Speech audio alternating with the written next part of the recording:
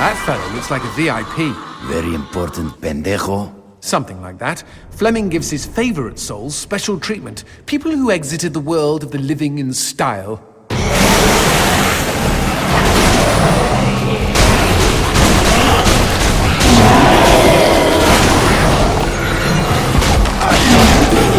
Not all demons are damned? Oh, everybody's damned. The VIPs are just comfortably damned. Little perks here and there. Such as? They get to keep their genitals.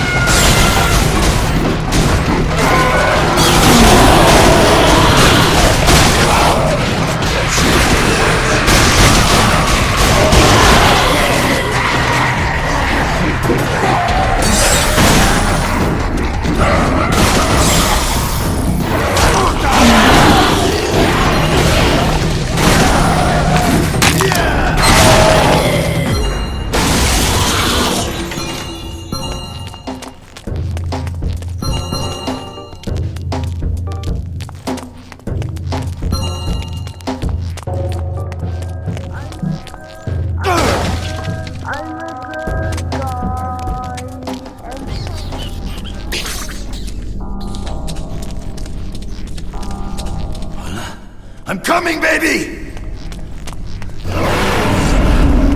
Fucking crazy world.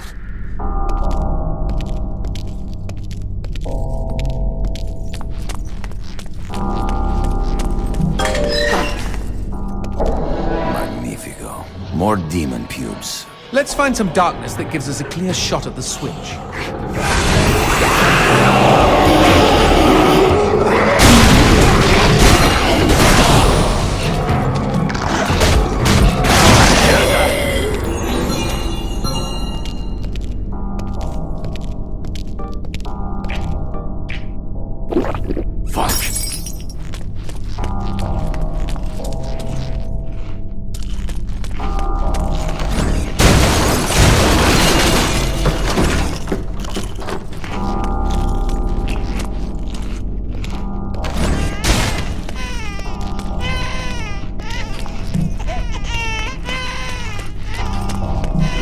A hand that barfs darkness. And they said this neighborhood was gentrifying.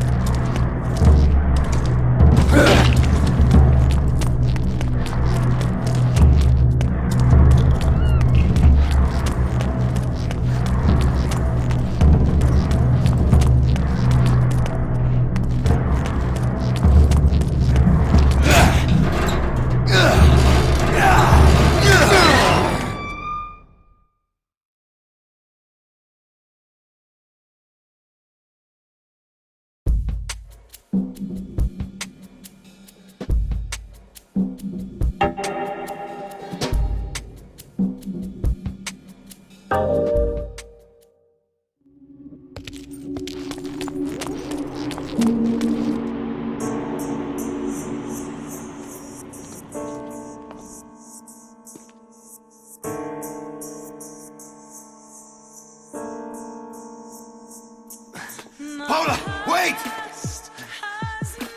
Stop running, my love! Paula, where are you?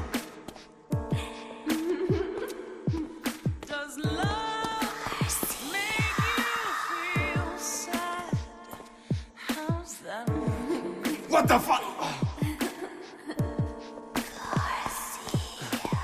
Paula! Time and the line all done.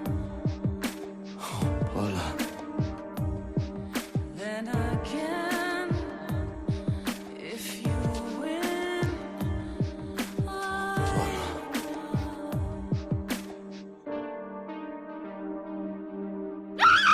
Hijo de puta! That doesn't smell like Paul, unless she stopped showering.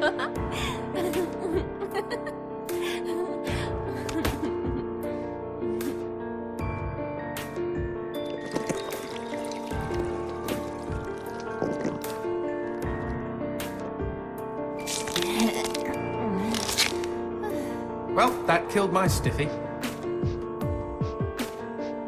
Garcia, is that you? You came to save me. Angel. Look out, G! It's a trap!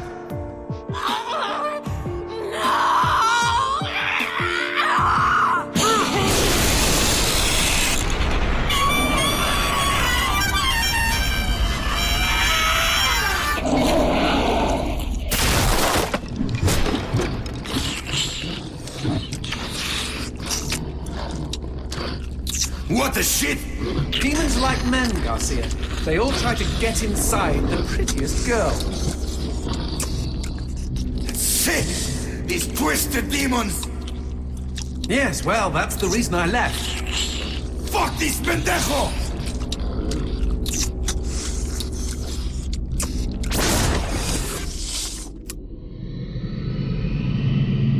If Mr. Man-on Monster wants to play, magnifico.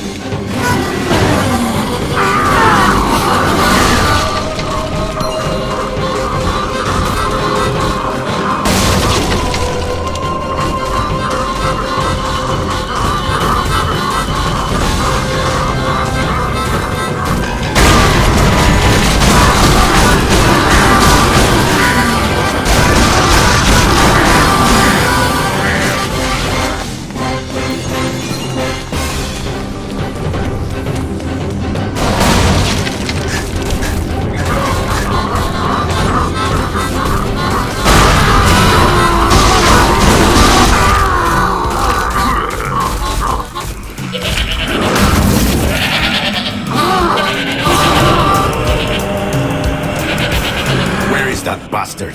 He must be hiding around here somewhere.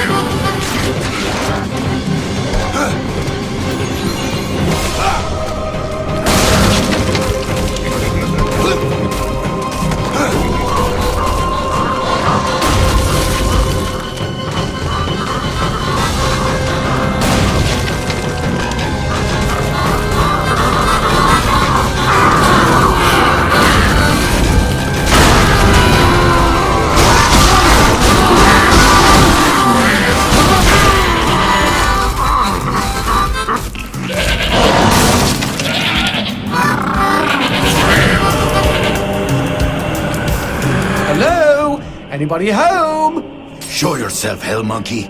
I think he's scared of you. He should be, Jay. He should be.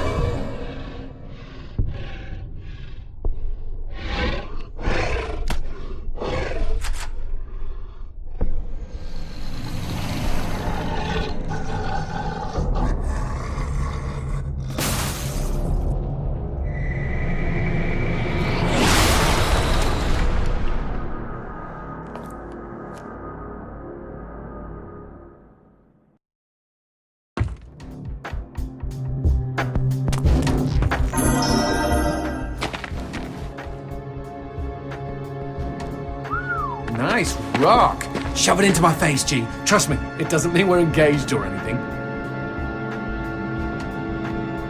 Might be a tight fit, but okay.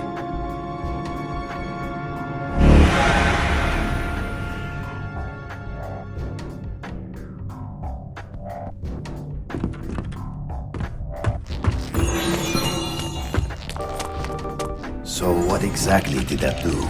Blue gems let me transform into new tools of war, new gears of me. In other words, A new weapon. Magnifico. you know, I bet all the VIPs are walking around with blue gems.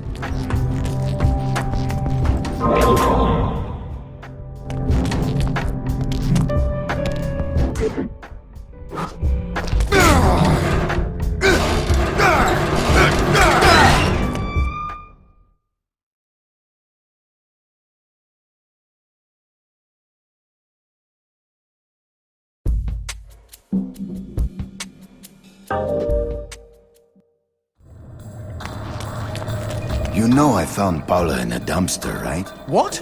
You said you met her at the supermarket. I did. It was the bin out behind the dime a dozen.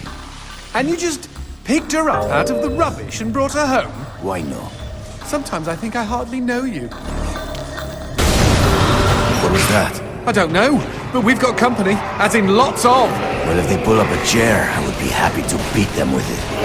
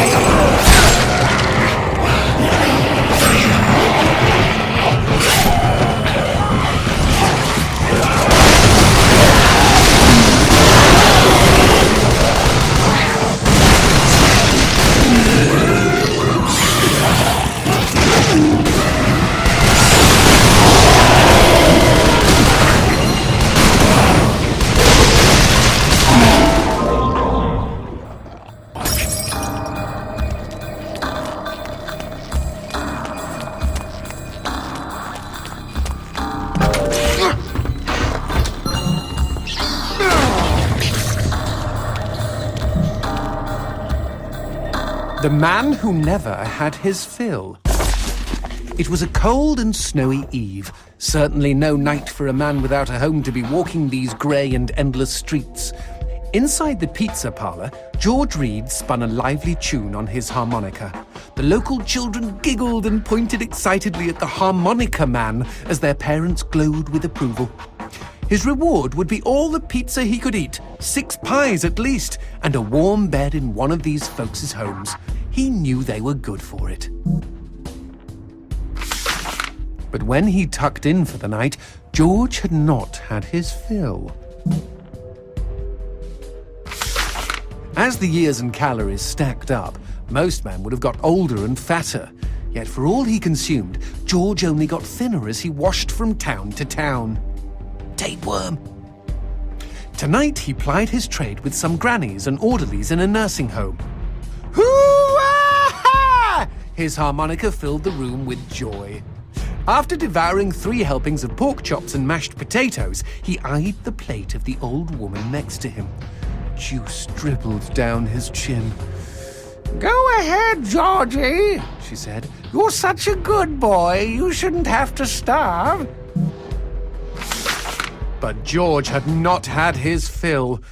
Early the next morning, he was already on the freeway with his thumb in the air. "Where are you headed?" said the man in the truck. "Nowhere," said George. "Anywhere." It was a new decade, and tonight George played to an all but empty bar in the city. He had lost a lot of weight. Afterwards, the only woman in the joint took the stool next to him and asked him his name. The bartender leaned over the counter. "You don't know this guy, Mary. George is famous, been all over the tri-state area." With a wink, he added, "Man's insatiable."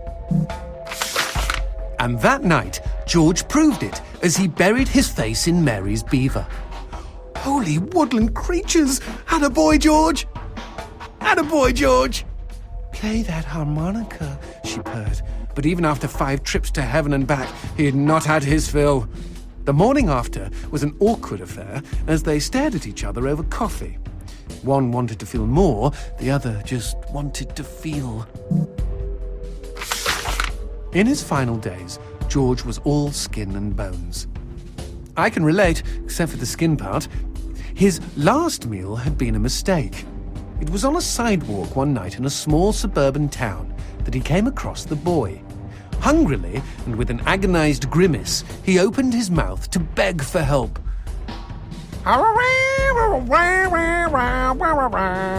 Out came a cacophony of wheezes and toots, but the boy understood. Wait, you mean Jorge ate his harmonica?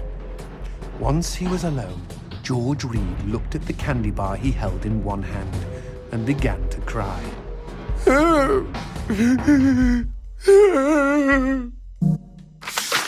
They found George's half-eaten body in a market next town over.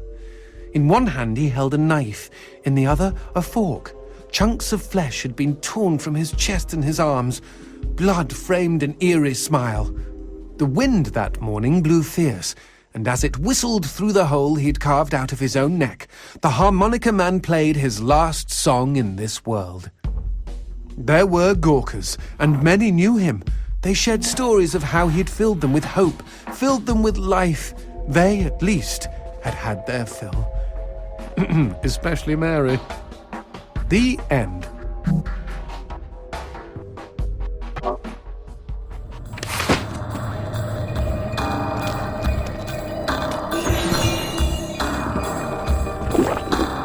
Feels good.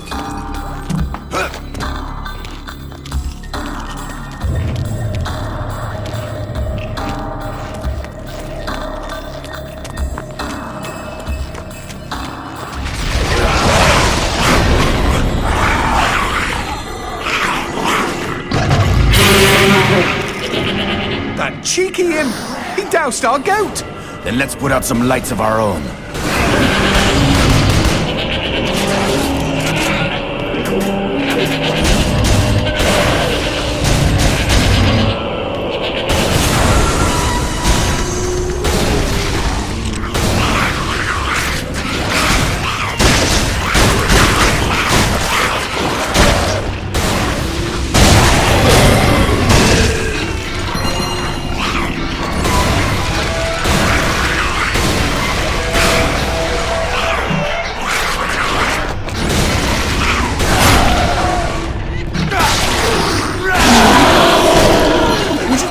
bust a cap in those mother fudgers before they douse the lights?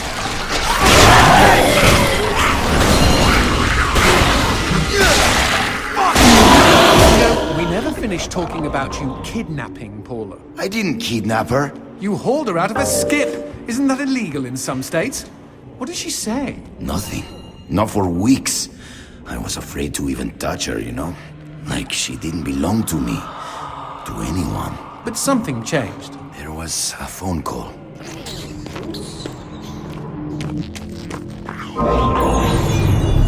Speaking of phones, put that on hold, G. We've got company.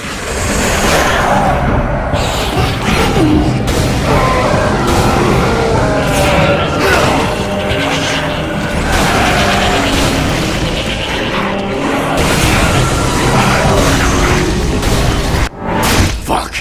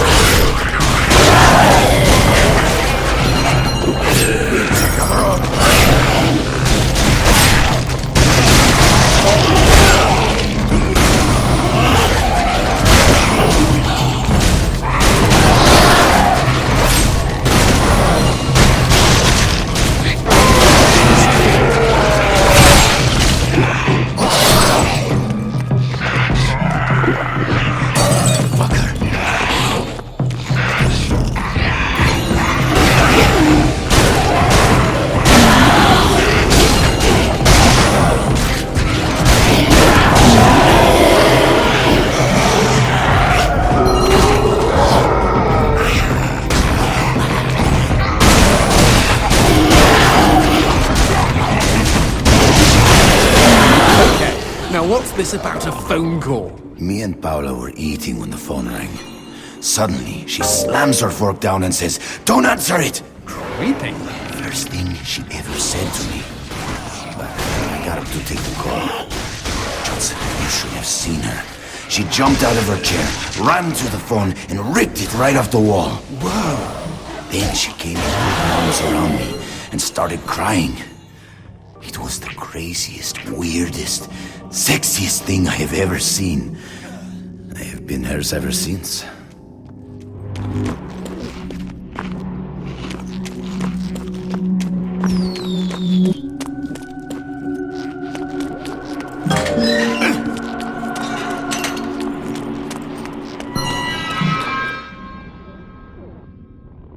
What? Demons don't like teeth? The gun laws here are very strict. Haven't you wondered why they don't shoot back? You and I are violating almost every rule in the book. Heck, I'm practically made of teeth.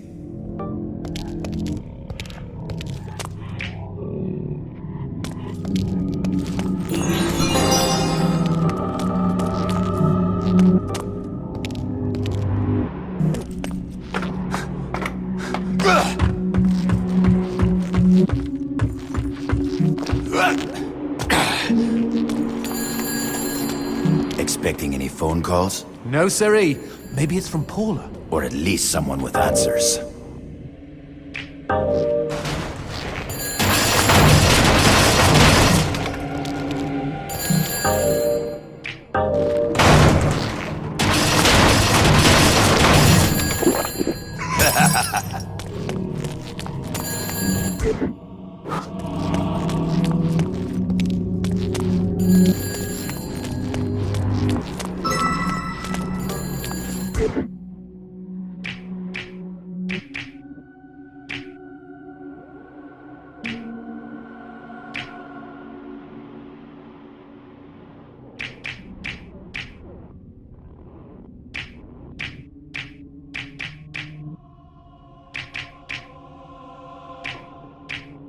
Dios